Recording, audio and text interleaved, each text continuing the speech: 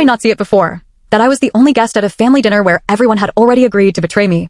My name is Laura, and this is the story of how I discovered my family used me like an ATM with a heartbeat. It all started on Christmas night. The lights, the forced laughter, the smell of reheated turkey, perfect stagecraft.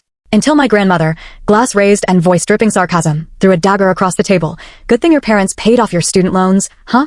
My world stopped. What loans? I dropped out sophomore year because I couldn't afford tuition. No one helped me. Everyone kept eating, but I couldn't hear anything anymore. Just that question echoing in my mind. What loans? My mom dropped her wine. The red soaked into the white tablecloth. My dad's fork slipped from his hand. My uncle laughed. Wasn't that your responsibility? Then my grandmother changed. Her voice sharpened into a blade. I sent them $50,000 every year since you turned 18. For your education. The blood drained from my body. My parents used that money for my sister's honeymoon in Paris. For my brother's BMW. Not for me. I left without crying. I walked through the snow with my grandma's words still hanging in the air. I wasn't one of them. Never had been. I was just a resource, a name attached to a trust they knew how to exploit. The next morning, I went to the library. I dug through records, scholarships, every transaction. And there it was. An educational trust fund in my name. Routed through my parents. Redirected. Stolen. I printed everything. Then I went to my grandmother. I laid every page out on her kitchen table. She didn't cry. Just said, I trusted them. Then, like something inside her snapped, she stood up, changed clothes, and said, we're going to the bank.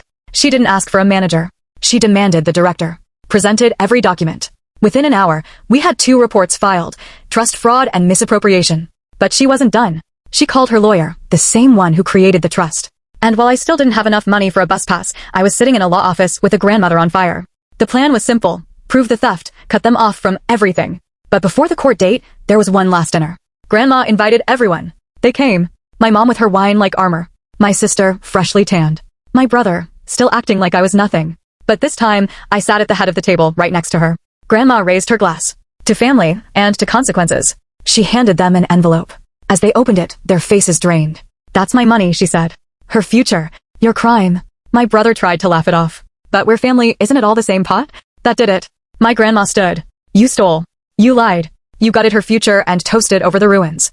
I stood too. You didn't just steal money. You stole time. While you drank champagne, I bled for rent. We walked out. I didn't look back. They weren't family anymore. Just criminals with matching blood types. Weeks later, the court froze their accounts. The BMW got towed. Their credit cards declined. And, for the first time, I slept without fear. This wasn't revenge. It was justice.